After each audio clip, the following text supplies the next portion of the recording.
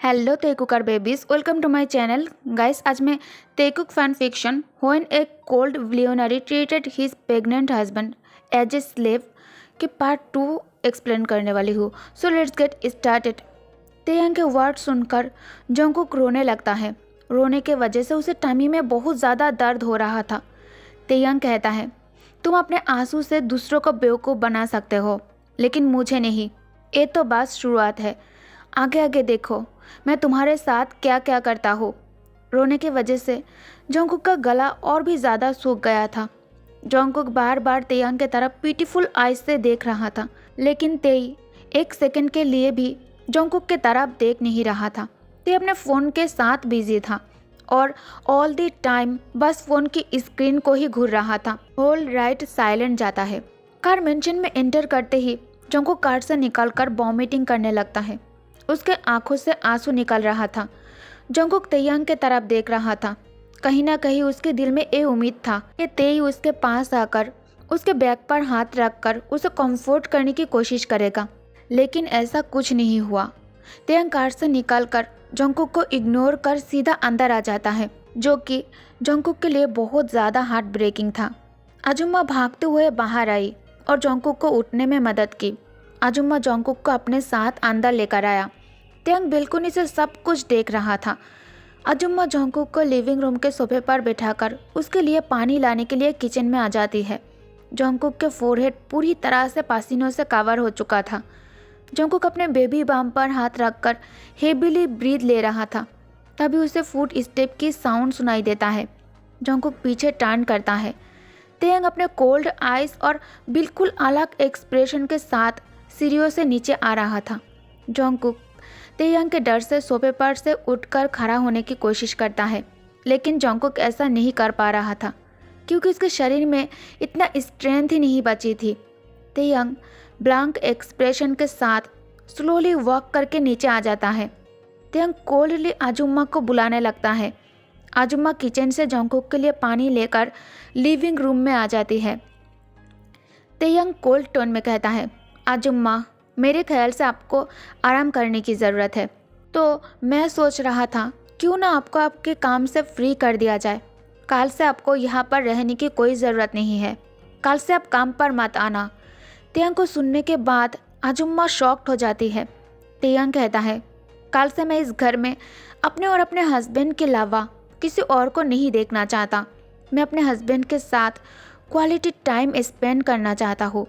Jungkook आजुम्मा के तरफ देखकर उन्हें पेन और पेपर देने के लिए इशारा करता है। ते अपने बात बोलकर फिर से ऊपर कमरे में आ जाता है क्योंकि उसे जंगकुक के कोई भी बात सुनना ही नहीं था। आजुम्मा जंगकुक के सामने घुटनों पर बैठकर जंगकुक के हाथ पैर से होल्ड करके कहती है, सन, चिंता मत करो। मास्टर को गुस्सा बहुत जल्द आता है, लेकिन वो दिल का बुरा नहीं है। मैं उन्हें बचपन से जानता हूँ। मैं तुम्हारे लिए कुछ नहीं कर सकती, लेकिन मैं तुम्हारे लिए दुआ कर सकती हूँ। मैं दुआ करूँगी कि मास्टर को जल्द ही ये रियलाइज़ हो जाए कि वो तुम्हारे साथ ठीक नहीं कर रहा है। आई होप कि बेबी तुम्हारे लिए अच्छा समय लेकर आए। जंगकुक साइन लैंग्वेज में कहता है, आई एम सॉरी आजुम्मा, आपको मेरी वजह से इस घर से जाना पड़ेगा। जंगकुक आजुम्मा की मदद लेकर तेयंग को मनाने के लिए सीढ़ियों से ऊपर आ जाता है और तेयंग के कमरे के दरवाजे के बाहर खड़ा होकर डोर पर नॉक करता है। कमरे के अंदर से कोई भी रेस्पॉन्स नहीं आया तो जंगकुक कमरे में आ जाता है। कमरे में तेयंग को ना देखकर जंगकुक जाने ही वाला था, तभी उसे बाथरूम डोर ओपन होने की साउंड सुनाई देता है।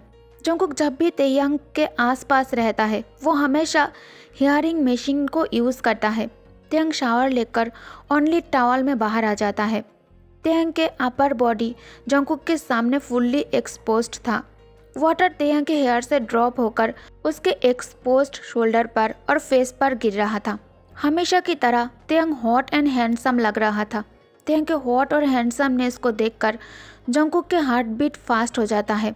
जंगकुक शर्म से अपनी आंखें नीचे झुकाकर पेपर पर लिखने की कोशिश करता है, लेकिन उससे ये नहीं हो रहा था क्योंकि ते को देखते ही उसके हार्ट बीट इंक्रीज होने के साथ साथ उसका शरीर भी काँप रहा था।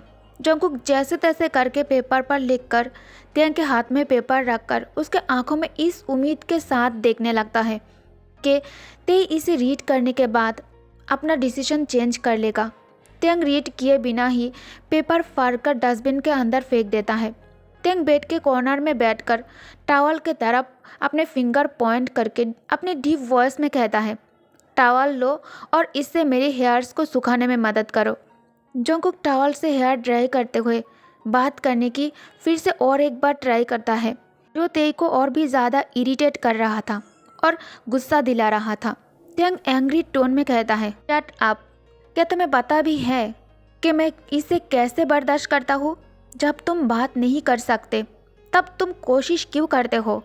जब भी तुम ऐसा करते हो ऐसा लगता है कोई ओल्ड मशीन से आवाज़ें निकल रहा हो। आई नो तुम आजुमा के बारे में ही बात करना चाहते हो, लेकिन मैं नहीं सुनना चाहता। आजुमा को अब तक मैंने इसलिए यहाँ रखा था ताकि तुम उनसे धीरे धीरे करके सारा हाउस होल्ड वर्क सीख लो।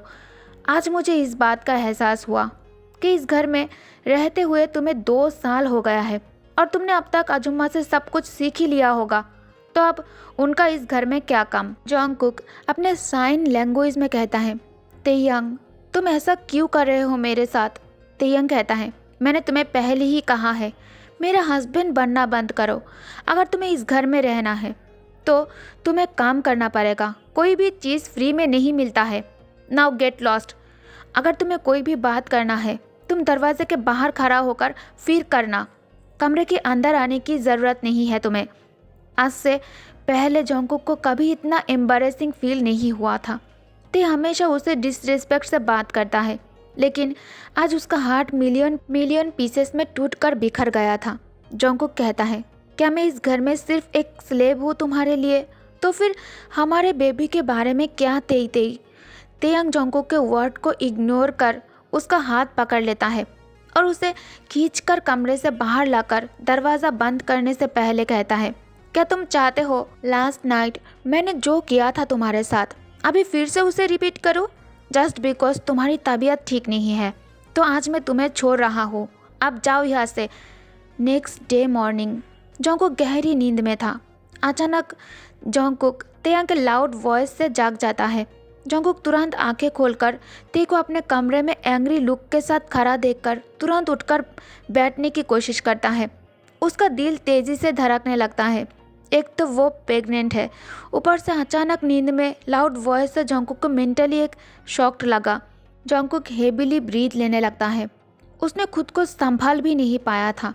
उतने में ही तेयंग एकदम से जंगकुक के ऊपर से ब्लैंकेट खींचकर कोल्ड टोन में कहता है, अगर सांस लेना हो गया हो तो उठो और मेरे लिए जाकर ब्रेकफास्ट प्रिपेयर करो। जंगकुक दीवार पर लगी हुई घड़ी की तरफ देखता है। अभी सिर्फ सुबह के 8 ही बजे थे। तेयंग अपने बात बोलकर कमरे से बाहर चला गया। जंगकुक अब रो नहीं रहा था क्योंकि उसे पता है तेयंग के सामने रोने से कोई फर्क नहीं पड़ने वाला।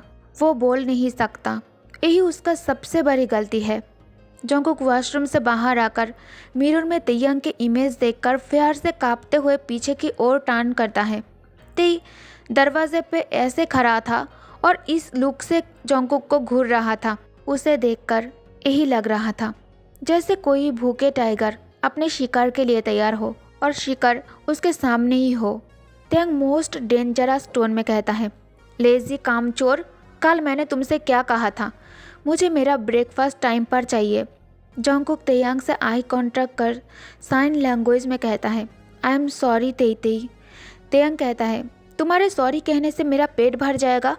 तेयंग स्लोली वॉक कर जंगकुक के करीब आने लगता है।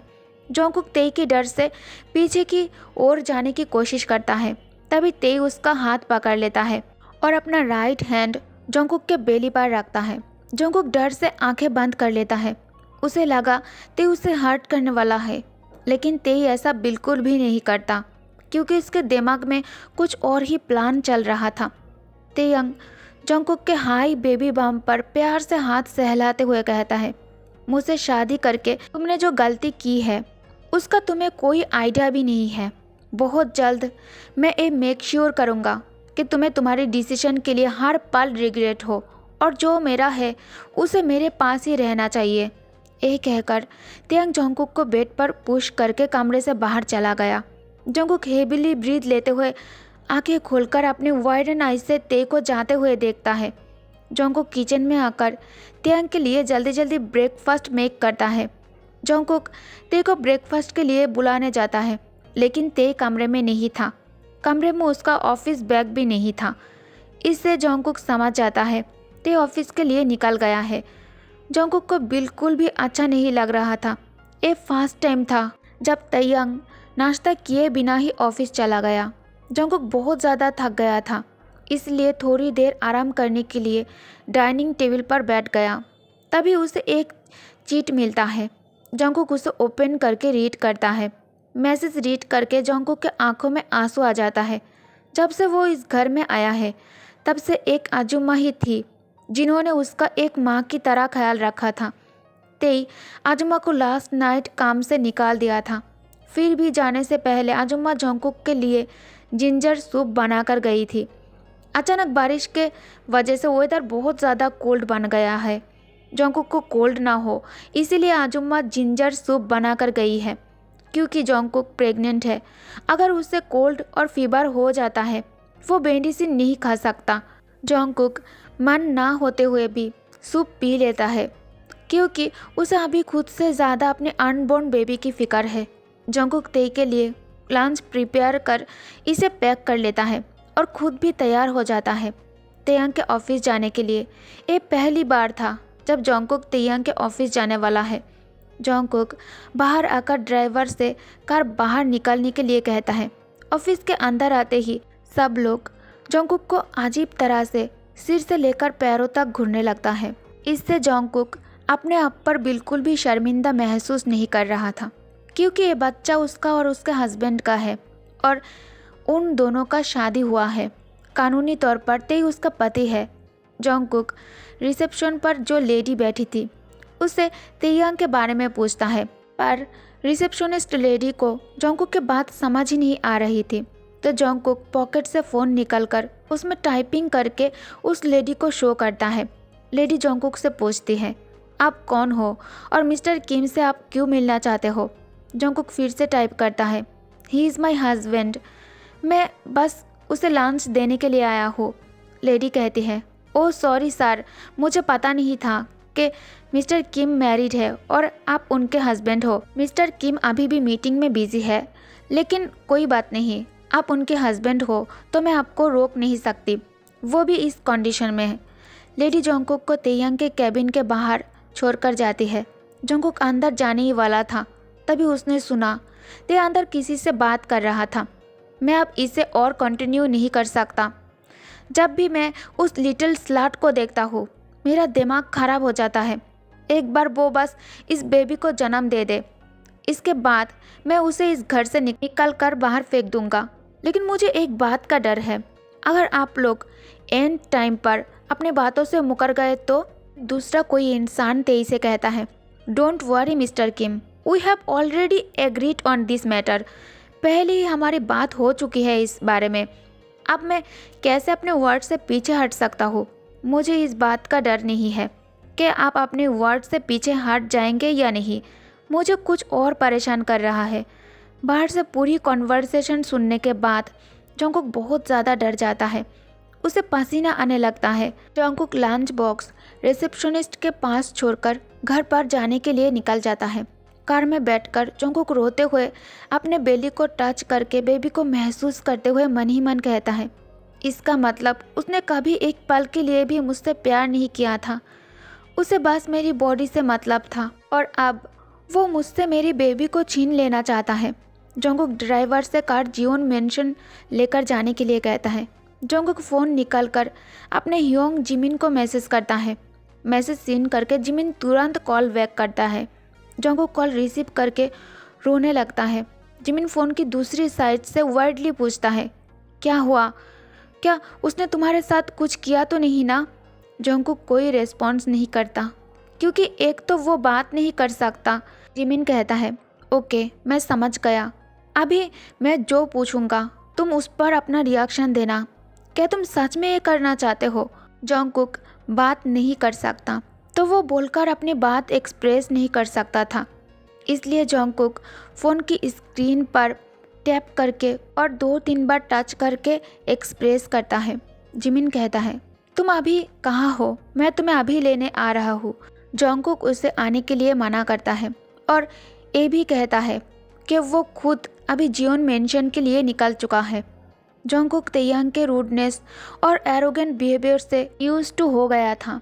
यह तक ते उसे जिस तरह से फिजिकली यूज़ करता है, इसे भी जॉन्गकुक अपने आप को यूज टू कर लिया था।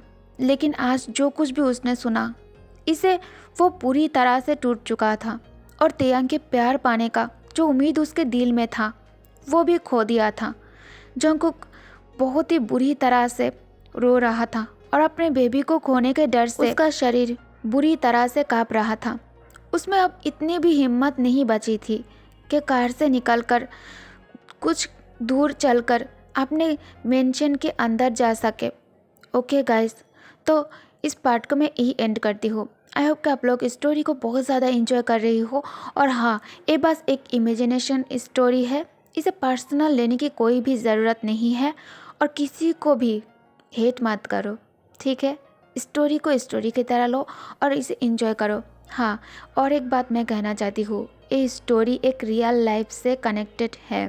तो कुछ कुछ जगह पर ऐसा हो सकता है कि आपको बहुत ज़्यादा हार्ट टचिंग लगे या फिर बहुत ज़्यादा दुख हो आपको इसे सुनकर, लेकिन रियल लाइफ में कहीं ना कहीं ऐसा होता है। तो मैं उस चीज़ को आपके सामने इस तरह से प्रेजेंट कर रही हूँ तेकुक स्टोरी के साथ, ठीक है? तो प्लीज़ कोई भी तेईते को हार्ट मत करना, प्लीज़ नो। तेईते कभी भी ऐसा नहीं कर सकता रियल लाइफ में, ये हम सबको पता है। ये बस एक इमेजिनेशन स्टोरी है, इसे इस तरह से ही इमेजिनेशन स्टोरी समझ कर ही एंजॉय करो।